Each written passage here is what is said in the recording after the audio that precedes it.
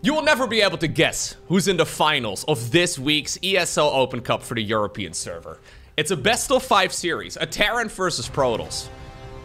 These two, they seem to be playing against each other over and over and over again over the last couple of months. Spotting right here in the top right-hand corner. Really the only man who seems to be able to slow down this Protoss. With the red SCVs, joined by the little polar bear on the main command center, we have none other than Clem. His opponent in the opposite corner of Crimson Court, you know him, you love him. We're looking at MaxPax's main Nexus. Really, Clem? Okay. So these two have played against each other many times this year so far. MaxPax doesn't really lose against Zerk at the moment. He doesn't really lose against Protoss at the moment. He doesn't even really lose against Terran either. He really only loses against Clem. Maybe if somebody like Raynor, maybe if somebody like Sarah would play in the ESL Open Cups a little bit more frequently, he would run into some issues in some of those other matchups too, but MaxPax is looking ridiculous. Likewise, Clem doesn't really lose against Terran. Doesn't really lose against Zerk. Guess what? Doesn't really lose against Protoss either. So these two have been playing against each other very frequently in either like the round of 4 or the round of, well, 2, I guess, the grand finals of these online cups over the last couple of months. Certainly some of the very best players in the game right now. It's always fun to watch them compete against each other because there's a ton of mind games going on. Barracks ends up finishing up here in the natural expansion of the Protoss. This will force out a Zealot first here for MaxPax, who was already scouting on the other side of the map and who found out that there was no barracks here. Just gonna double check if there's anything weird going on, but he will now confirm indeed the timing of the factory, and that's all he really needs. The one frustrating thing right here for MaxPax is that he's forced to go for this triangle expansion a little bit further out. Always a tricky decision to make, because he wants to make an expansion. He had the money to make an expansion, but do you really want to be planting it over there? I think it would have been a decent choice. Anyways, the Zealot right here just to be a bit of a nuisance. Clem decides to, by the way, now continue this shenanigans with a bunker over at that expansion. MaxPax does have full vision of everything, so he sees exactly what's happening. Still patrolling around inside of the main base. This is, of course, a later expansion for the Terran. Clem opting to go for double gas nice and early. It's going to allow him a quicker factory, but it also means that his command center is going to be delayed quite a while. And as long as MaxPax doesn't really take a lot of losses, so one worker is acceptable. As long as he doesn't take a lot of losses, he should be okay. 2 Reapers. 3rd Reaper is gonna come up here as well in just a moment. There's the starport, so this is really just like a 1-base opener for Clem. I mean, we have seen this quite a bit. Quite like this, by the way. We have seen 1-base play quite a bit again in this matchup. It always seems pretty mediocre in my mind, but there have been a bunch of games where the Terrans just make a bunch of stuff, and their random combination of stuff just eventually wins them the game. Stalker in the main base in a little bit of trouble, but second Stalker pops out of the gateway too. In my mind, this is one of those things that has been quote-unquote solved, right? Like, we know how to play early game.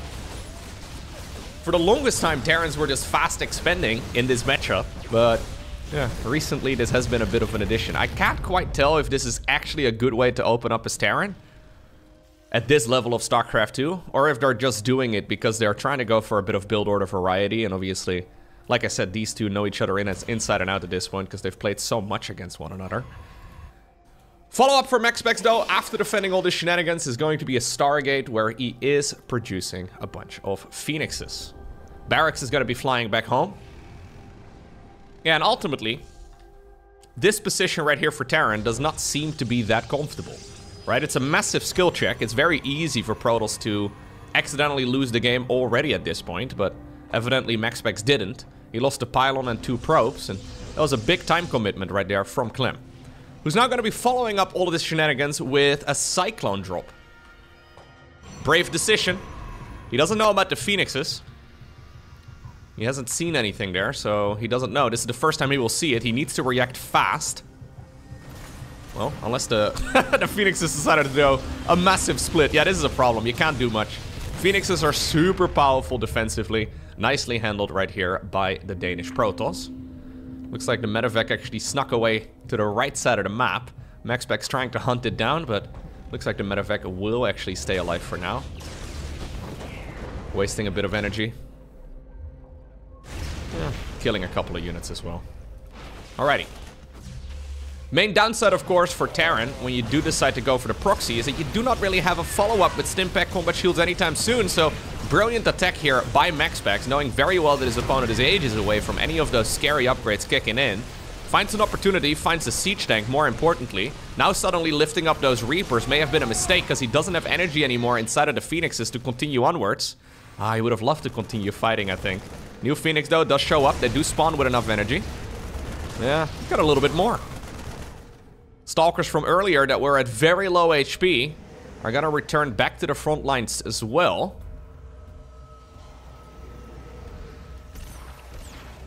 Yeah, you gotta be careful. This has been going really well for MaxPax, but he's about a breath away from losing 2 additional Stalkers as well. Okay. So, follow up here from Terran. Well, eventually we're gonna be going into Stimpack combat shields. I'm sure +1 infantry weapons will not be too far behind either.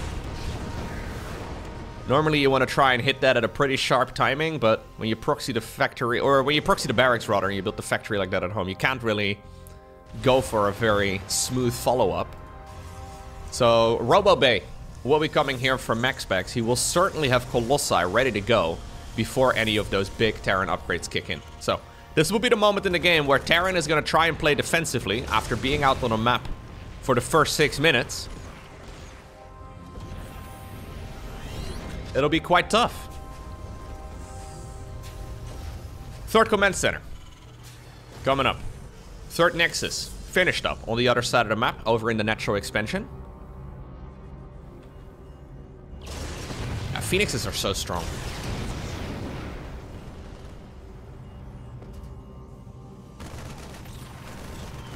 Always a funky unit to go for. I love that, by the way. He ends up losing one of them, but tried to lift up the Cyclone to force that lock-on ability to go on cooldown. He's still pumping out Phoenixes. There's a certain point where you want to stop producing Phoenixes. But apparently, that is not just yet. MaxPax's actually thinking about going for an attack. I mean, at this point, how many Phoenixes are we talking? It's 7 Phoenixes. They can lift up about half the Terran army. Colossus doesn't have its ranged upgrade yet. This is a very ballsy play actually for MaxPax, but he wants to try and deny that 3rd command center. That's exactly what he's getting done right now.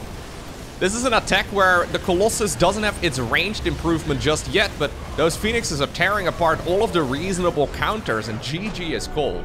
MaxPax, brilliantly microed in game number 1, obtains the victory. Okay, next up we find ourselves on Golden Aura. Clem throwing a bit of a curveball in game number 1. I actually thought it was more or less just a skill check, because obviously pro gamers do have days where they feel a little off of their micro and things just don't flow quite as smoothly. It seemed like it was a bit of a skill check. Didn't really work for him at all.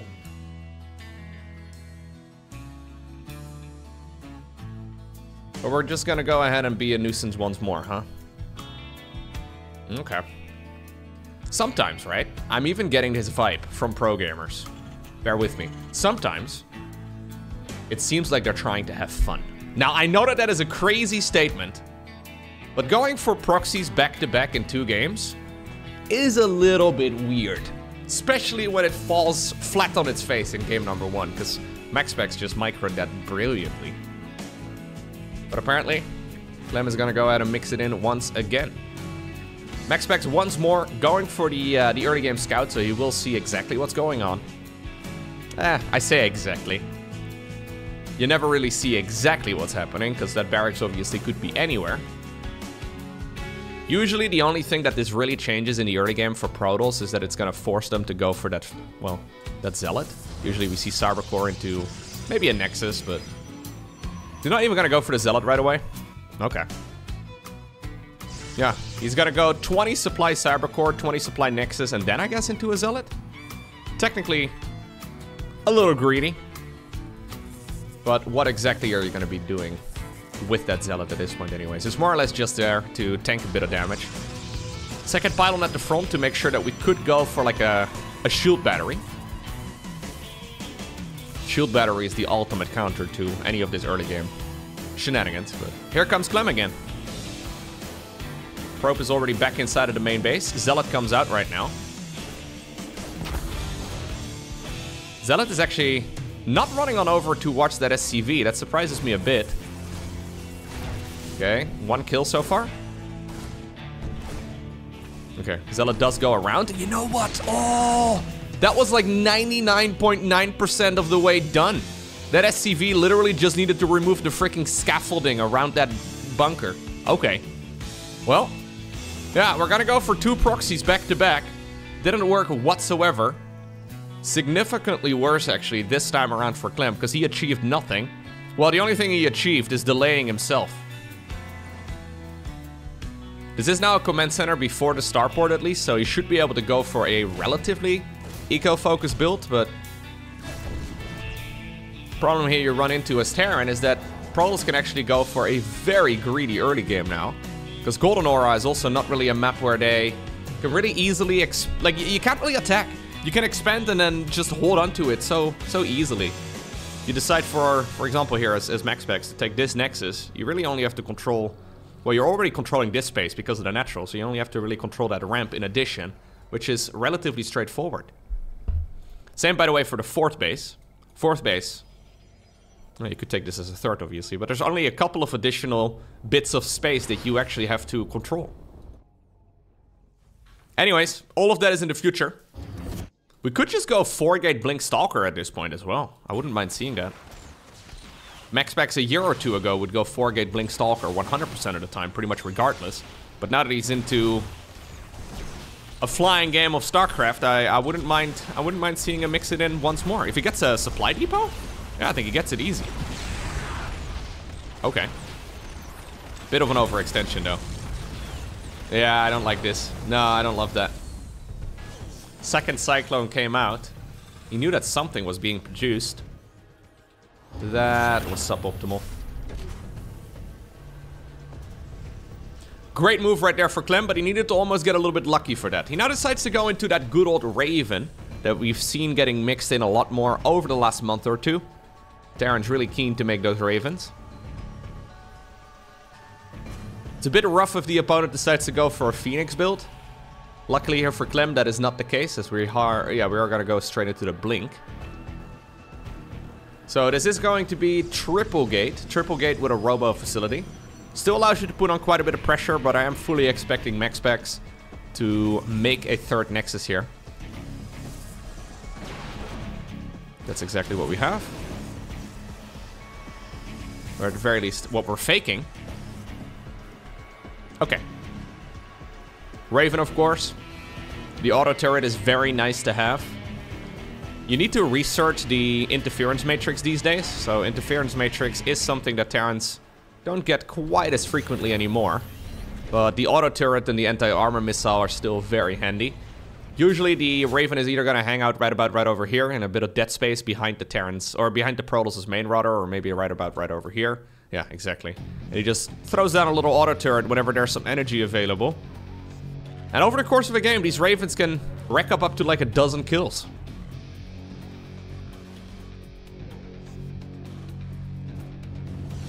Okay. So MaxPax losing those 2 Stalkers early does make this aggression significantly worse. I don't think he can really do too much with it, to be honest.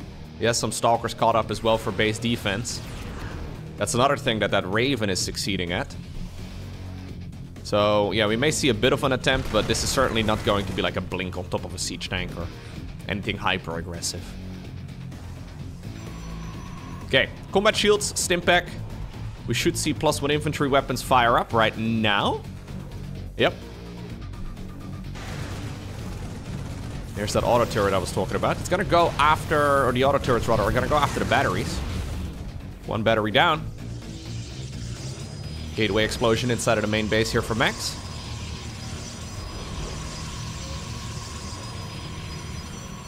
I can call him Max. Yeah, we're on a first name basis. First name Max, last name Pax. Pretty sure that's how it works anyways.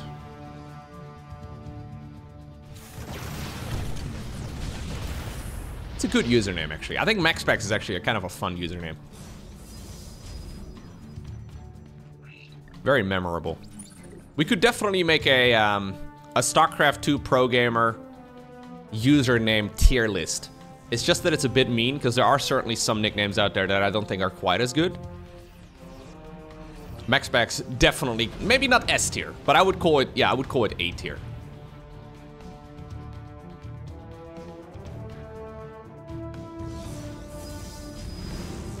Well, that's a little unfortunate right here for Mr. Pax. As there are just, ooh, Raven? Ooh, yeah, I mean, I guess it's decent, but nicely done here by Clem, intercepting that, albeit on accident. But still works. Third command center is going to finish up here as well in just a moment. Raven wants to go back in. Here's the big move out though for Clem. So he's finishing up all those upgrades. Combat shields and Stimpak are already done, but the problem is you're on this map, so how in the world do you attack? Like, what do you do with all these army units? It's so tough to really achieve anything. Nice force fields, slowing down this aggression. In the meantime, there's a Zealot counter-attack in the natural of the Terran. Some good force fields here as well. Second layer of it. I mean, this is a large amount of Terran. Battery overcharge has already been used. He's trying to force his way up to that high ground. Colossus just spawned, by the way. Doesn't have the range to upgrade just yet. Since those Zealots are on the other side of the map, this is actually quite a difficult engagement for MaxPax to hold for now. He's got quite a few units committed to, well, aggression on the other side. Kills 8 SCVs. There's an Immortal inside of that Prism. Trying to draw some of that siege tank power. Good pickup control right here by the Protoss, but this Terran army is looking quite menacing. Oh, dude, he keeps on snatching up that Immortal at like 1 HP. Whenever the siege tanks retarget, they get it done. Now, I love that auto turret. Oh, that auto turret is actually drawing a lot of fire. They actually have quite a bit of HP. Distracting that Colossus for a good bit of time. Nice dance back and forth right here by Clem. Nexus is starting to fall low, but that's obviously at this point mostly just a massive shield here for the Protoss player. Colossus now being picked up and microed as the Immortal is gone. Second Colossus just popped out of that Robo facility too. Ranged upgrade is going to finish up for those bad boys momentarily. Probes pulled away. Second battery overcharge in one fight. Probes pulled away though, and now all dead to try and keep all of this going. It looks like ultimately there is just barely enough here for MaxPax to hold on. My god. Still an excellent fight though for Clem. He's finally managed to secure his own third command center. He hasn't fired up 2-2 or anything along those lines. At this point, Clem's army is substantially bigger than that of the Protoss. But at least MaxPax managed to keep that base alive for now, and I say for now because there's some reinforcing troops coming in to try and see if they can potentially seal the deal.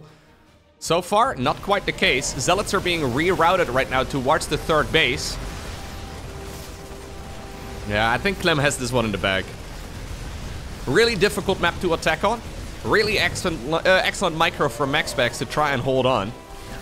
But just a bit too much damage dealt here by the Terran player. It's not over yet. But it is a difficult situation to come back from. Because now suddenly Clem is finding himself with a very substantial worker lead.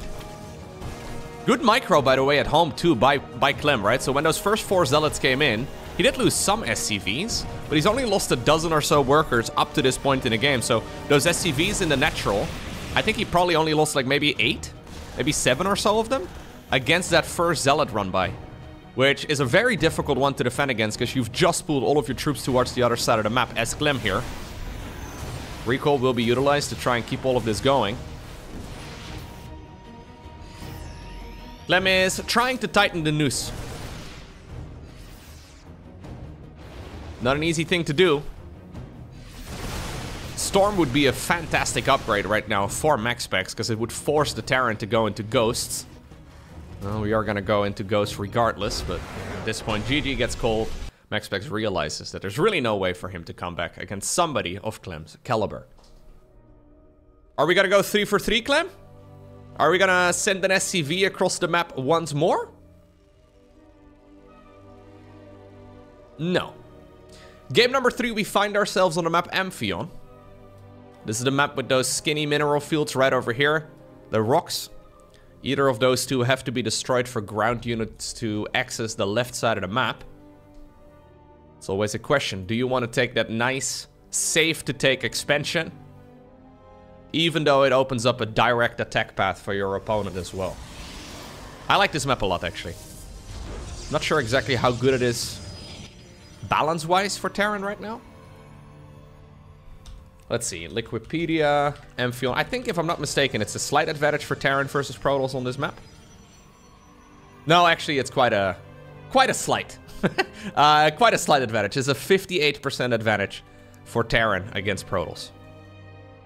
At the tournament level. So, not just in ladder games. I don't want to call your ladder games irrelevant. But for statistics' sake, we should probably exclude those results. No, but yes. Okay. So, this time around, Clem is just going for the good old barracks at home. I don't know what MaxPax prefers playing against. Honestly, in game 1 and 2, he handled that early game shenanigans from Clem very well. Didn't really run into any issues. Nexus down on the low ground.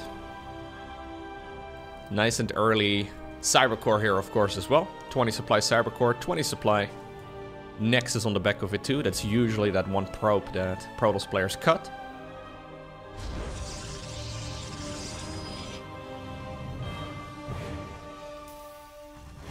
It seems to be usually Terran players that like this section of the map quite a bit. Protoss players less so. Usually Zerg and Protoss like to expand a little bit away from Terran. Whereas Terran is like, no. Don't mind if we do. Let's all be friends. Let's expand right next to each other. Let's rub our bases against one another. Yeah, that's what Terran players like to do, I think. I'm not exactly sure. But if they could build a command center right next to the Nexus and then start sharing the minerals, I don't think Protoss players would... Yeah, I don't think Protoss players would like it, but Terrans would be here for it. Absolutely. It'll be a Stargate opener, just like in game number 1. Judging from the positioning, I wouldn't be surprised if this is going to be Phoenixes once more.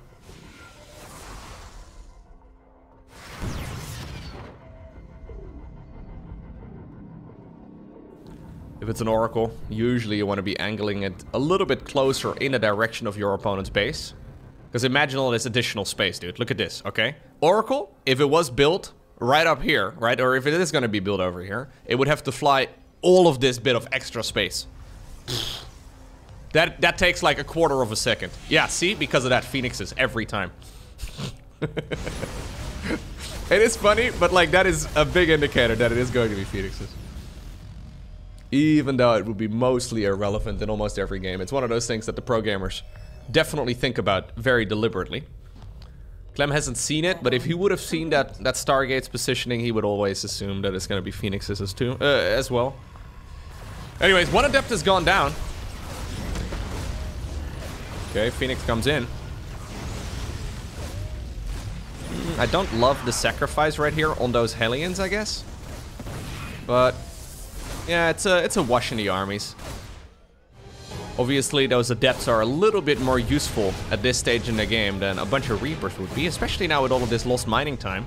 Keep in mind that Phoenixes are flying magicians. You may not realize it, but they have spells. They only have one spell, really. Yeah. And for my next trick, I'm gonna use Graviton Lift, just like for my previous trick. They need energy, so without energy, it's not a cooldown-based ability. Without energy, that can't really do much. It's actually super awkward now. Nicely done here by Clem. Getting so much damage done. Ay, ay, ay, ay, ay. 8 probes for 2 Hellions and 4 Reapers? Those Reapers are obviously what makes this so strange here. So, amazing beginning for Clem. So what really tipped the scales in the favor of the Terran in the previous game on Golden Aura was when those 2 Stalkers sacrificed themselves in the early game against those Cyclones, right? So we had a battle between 2 Cyclones and 2 Stalkers, and the Stalkers died. That is ultimately what cemented Clem's early game, and this is another one of those things where it's certainly not game over yet. There's many ways in which MaxPax can come back, but It really takes the wind out of the sails of the Protoss here. There's really not a whole lot he can do at this point other than just fly around and just try to play catch-up again. Bit of a supply block as well now for the Protoss player. So this is going from bad to worse.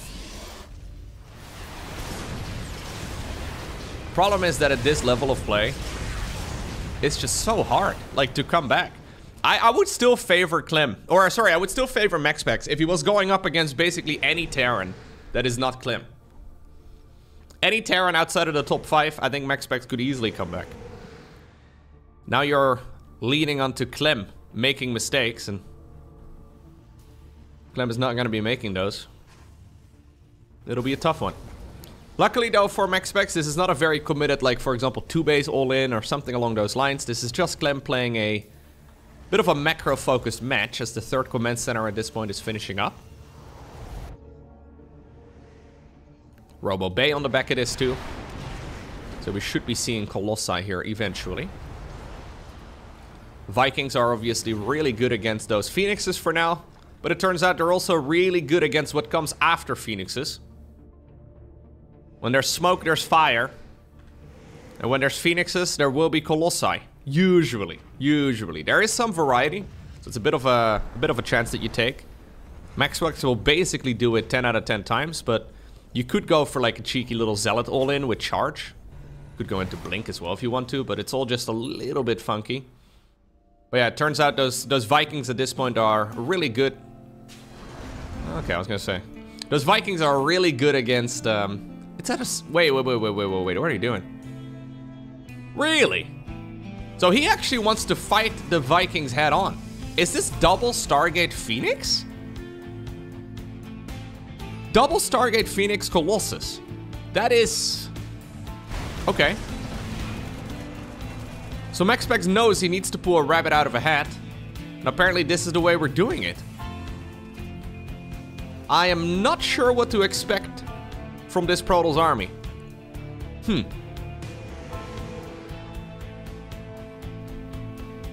I guess we'll have to see how this plays out.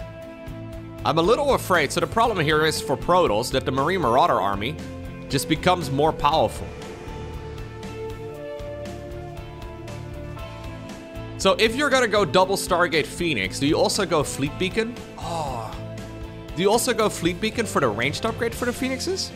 Apparently that's not the priority, as we're gonna go into the +1 air attacks first. But this is +1 air attacks before any sort of forge upgrade. So Clem is gonna have a hard time picking up on this, by the way.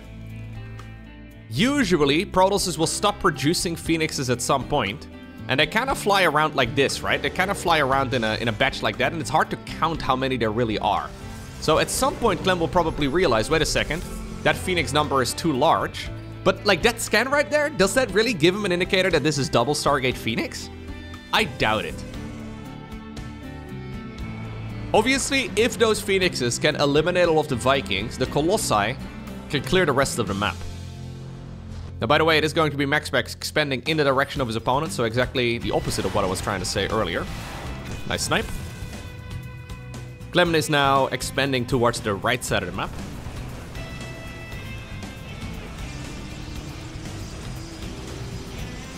Okay. There's the Fleet Beacon, by the way, coming up. This is tough.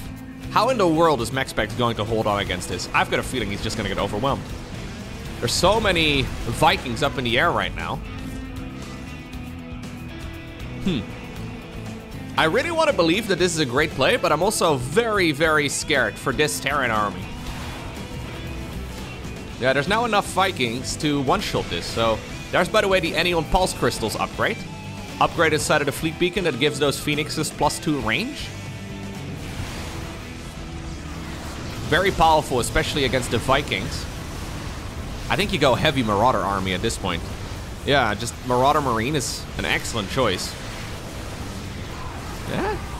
Colossi dancing back and forth. A lot of those Marines, by the way, did gun down a lot of the Phoenixes. Okay, GG is cold. I liked what MaxPax was cooking up, but he needed another minute or two before it really came into full effect. Next up, we find ourselves on site Delta.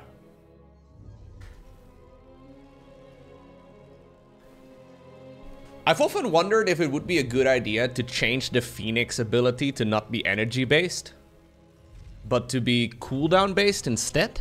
I have no idea what the correct, quote-unquote, correct cooldown would be, and it would certainly change the unit a ton. One issue as to why we don't see a ton of Phoenixes that I didn't really quite get to yet is that ghosts tend to absolutely shut them down. So as soon as the ghosts are out, then they EMP the Phoenixes. Which may have actually happened in that final fight just now, but... whenever the ghosts are out, then they start EMPing the Phoenixes. It's so difficult to achieve anything with them. They just deal so much damage. EMP in general is such a tricky ability.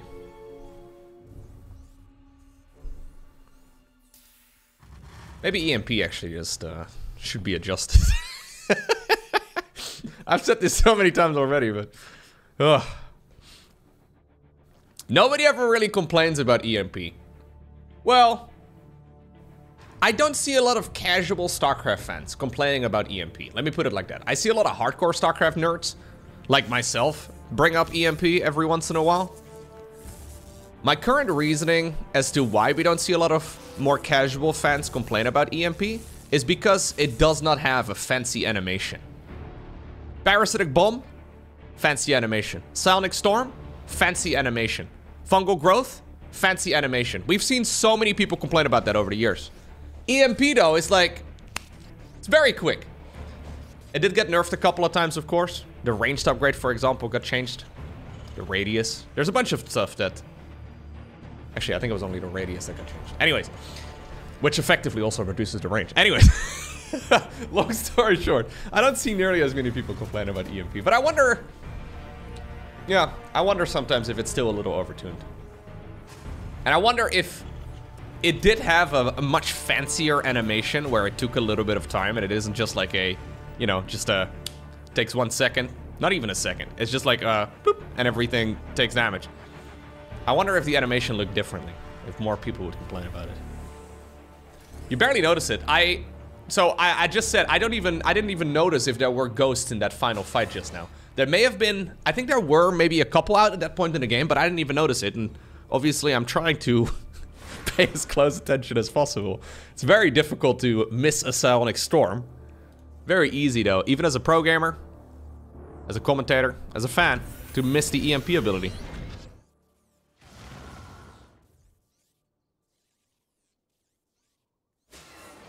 It's also more complex than just straight up, for example, Psi Storm, right?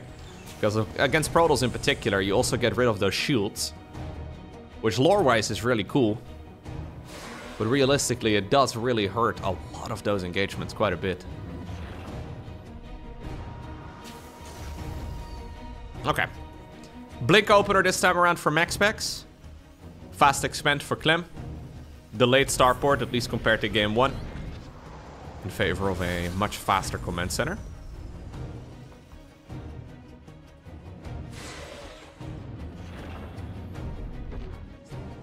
Yeah, Ghost in general, I've always just been so good. It's funny because I see a lot of people complaining about Ghosts overall. But a lot of the games end before Ghosts ever come out. I would say probably 80% of even the pro games end before a single Ghost hits the battlefield. Even though it's like a mid-game type of unit. It's like your first step towards a late-game army, I suppose. You go from like a mid-game army into a late-game army. That's like the first stepping stone. They are good, but... are they too good? Hard to say. Probably not. Maybe? Anyways. Definitely an S tier unit though. Again, if we're talking tier lists, Ghosts are definitely, in my mind, at the tippity top of that list. Starport, once again producing a good old Raven. Blink is going to finish up. We're on 4 gateways. So this is the tried and true strategy for Max. Let's see. Good old 4-gate Blink Stalker. I wonder if he could have done this in game 2.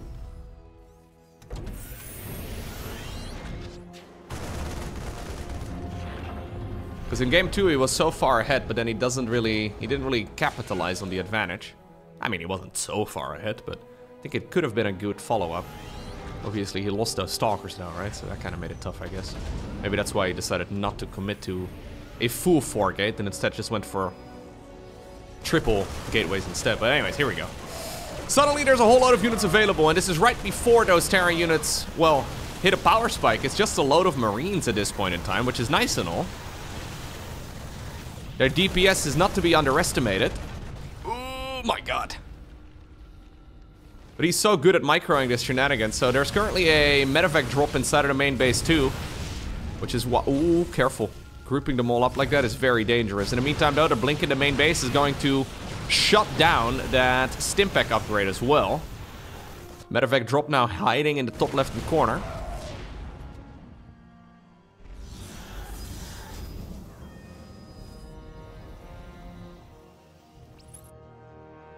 Hellion drop heading on down towards the low ground now.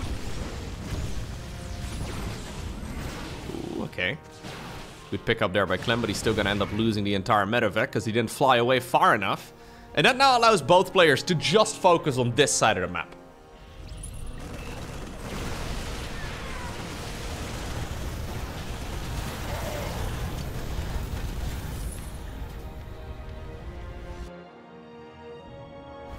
Eventually, all these upgrades should finish up, assuming the game goes on for long enough. MaxPax did make a third Nexus, of course, on the back of this. Raven is sneaking away right now. Observer in the main base sees exactly where those siege tanks are located, and if they're mostly located in the main base, that means that the Stalkers can shut down everything here on the low ground. Siege tank is trying to reposition, but lovely micro here by Max. Whew, okay. Twilight Council specialist over here, man. Ay, ay, ay. 10 Stalkers have died this game, though, which is quite significant. Problem here, of course, for Clem is that his economy is just nothing really to write home about. He hasn't really lost that much, and he has been overmaking SCVs for the bases that he's currently got. Now, he hasn't really lost that many workers, though. Only 4 SCVs at this point, and honestly, those Hellions on the other side of the map may have just been more useful than a lot of those Stalkers have been. No Viking up in the air, so this shenanigans can continue for quite a while.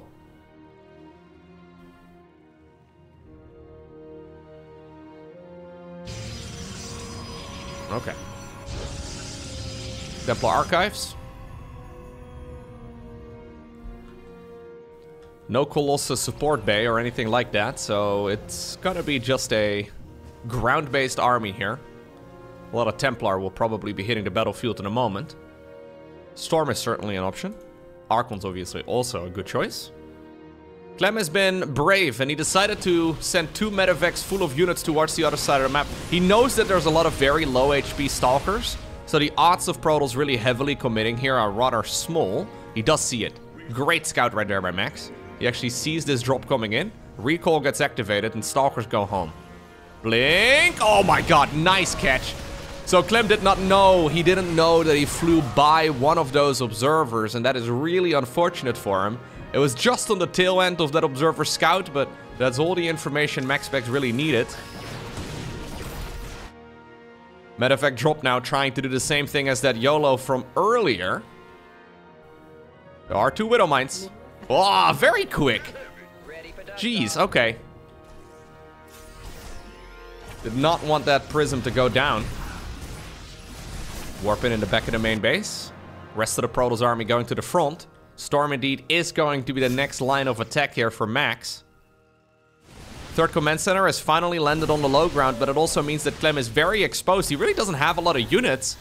He's got 1 siege tank and a dream right now, and that honestly may be wishful thinking. I just don't see how he's going to be able to hold on to this 3rd base. I mean, he's forced to defend the main base. There's aggression all over the map. 11 SCVs have just gone down, which is very recoverable. I think if the Zealots decide to retarget to that siege tank, it'll be hard to really achieve much. But as the Protoss army is moving back into the left side of this fight, MaxPax is trying to escape through the right. Okay, dude, honestly, really nicely held on right here by Clem. It's so easy for all of this to just come crumbling down. The fact that Clem is actually still very solid here, and actually has a surprisingly large army, is kind of ridiculous given the circumstances. A lot of bruised units, a lot of hurt units, but nothing all too crazy.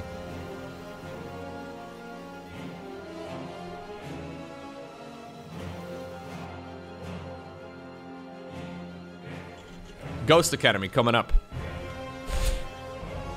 The most discussed unit.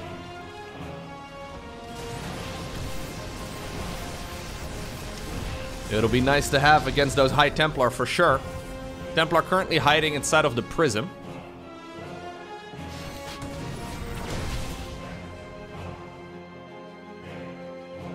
Nexus is going to be coming up here once more. Okay. Actually, the fact that Clem is alive in this game speaks volumes as to what the man's capable of. Because I have seen... I've seen about 7 opportunities here where MaxPax could have won the game. And he probably would have against quite literally anybody. Losing 2 medevacs full of units and then actually stabilizing against this aggressive of a Protoss player with such good micro is kind of ridiculous. Well, Clem is certainly still not out of the woods yet, though. Storm over there is nice. Anti-armor missile is also strong, but we're gonna need another storm here on that ramp. Can we get another one? I mean, he decided to go for the army on the right instead. There we go. The weather forecast is pretty obvious. Storms left, right, and center. And ultimately, MaxPax brings it home. So that means we're going to game number 5. Alrighty. Final game in this best of 5 series. We find ourselves on the map Alcyone. Alky1. Alcyone. Top right hand corner, of course, it's Clem. Bottom left, it is MaxPax. So let's see. Where does this go? Is the map name an indicator that Clem is gonna play Mass Cyclone? It could be. I highly doubt it. But we'll find out over the next couple of minutes. No, he's not going to play Mass Cyclone, I'm afraid. No, maybe one of the original design intentions when they first reworked the unit was to make it more viable against Protoss. I don't think it is.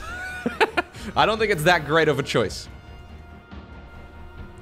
Still good though against that early game stuff that Protoss can bring across the map. It's Cyclones that can be quite good against Zerg, I suppose, but rarely do we see Terran mech played against Protoss. Okay. So here comes MaxPax, scouting out again to see if there's a barracks on the other side of the map. And he will indeed find that it's in the spot where he expected it to be. The probe gets locked in here. A little sad for the probe. Didn't realize this was an exclusive party. But at the very least, he made it past the security guard. Okay. Yeah, so what do you do now if you're a probe?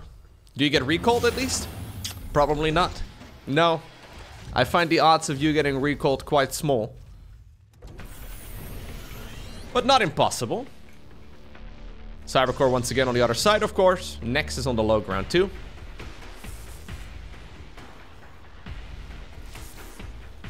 Double gas quickly here for Clem. Mining only with a handful of workers though, so really just getting that gas very rapidly to try and grab that factory, and that's about it. He really wants to get an SCV kill that would justify this probe's life. But sadly for Probius, he's just gonna be dead. No kills to his name. This SCV, 5 health remaining. It'll live. Okay, so what's the tech of choice going to be? It'll be a Twilight Council again.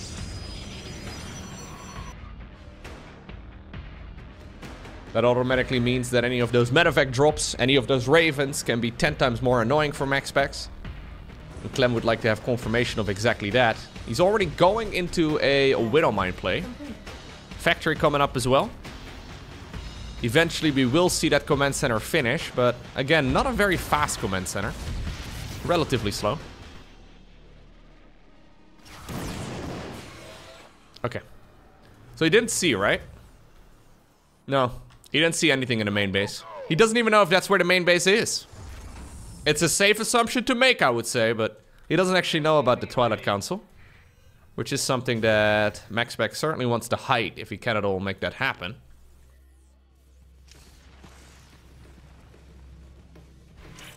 Okay. So we have one Widow Mine. Medevac about 70% or so of the way done.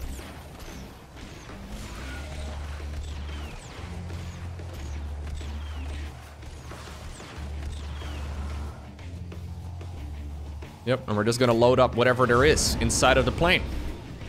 One Widow Mine and 6 of its friends going across the map together. It's quite luxurious, huh?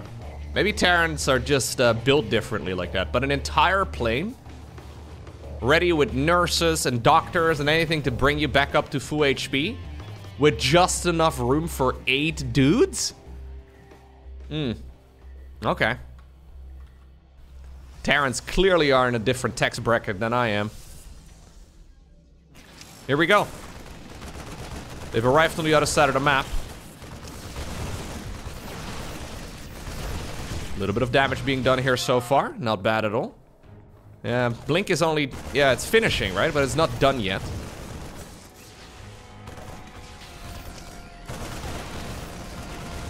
So this is a really strong start right here for Clem. In the meantime, we have that one cheeky Cyclone. He's like, hey guys, remember when there wasn't enough room in the plane for me? I've decided to just drive.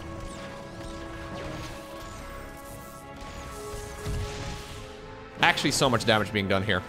As long as the Medevac lives, I think this is totally fine. 15 probes killed is actually amazing. Can we pick up the Cyclone? Okay, nope.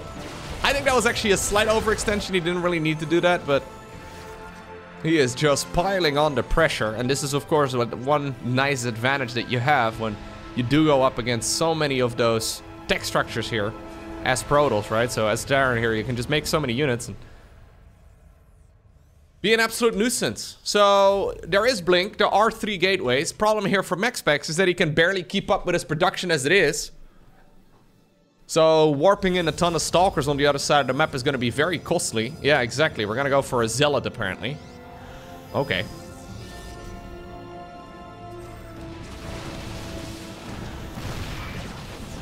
Very difficult at this point to come back.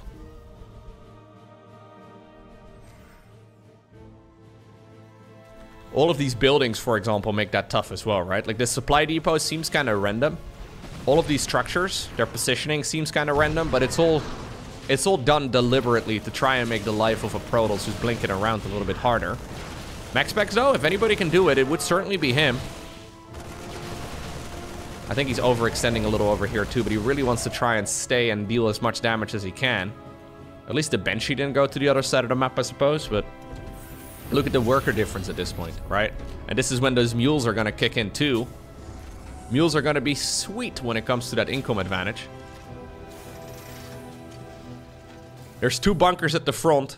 Doesn't even really need to load them up. Okay. The real question at this point is going to be whether or not MaxPax can hold the next attack. He realizes where this game is headed, so he decides to commit to a big Blink at the front. Snipes one of the siege tanks. That's nicely done. But as soon as Terran finishes up that holy trinity of upgrades, right? I mean, they're not even started yet, but as soon as they are, life is going to be really, really tough for Max. Now, he still has a couple minutes here before that all will be finished, so he's trying to maximize the damage he can do. Gets another siege tank. Okay, getting a siege tank may very well enable him to get some more of those SCVs. Picks up the weakened Stalkers. We are in control here by MaxPax. Sniping and slowing down his army to the best of his abilities. Gotta be careful, though. Yeah, those siege tanks dealing so much damage. But he can't really leave. Yeah, he needs to continue playing this. Auto turret drawing a lot of fire again. Needs to be addressed quickly. Stimpack about 40%, maybe 50% or so of the way done at this point. Maybe even more than that. +1 in infantry weapons also coming up. I think this is fizzling out. It's been good control by MaxPax. But he's picking up Stalkers now that are like 1 breath away from dying. Just shields is really not gonna do very well.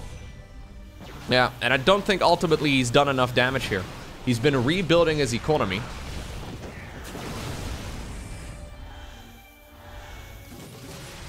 But I don't think that quite cuts it.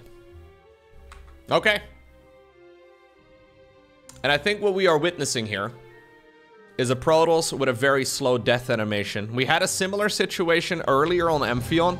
MaxPax at the time decided to go double Stargate Phoenix to try and claw himself back into the match. This time around, he's taking a different approach.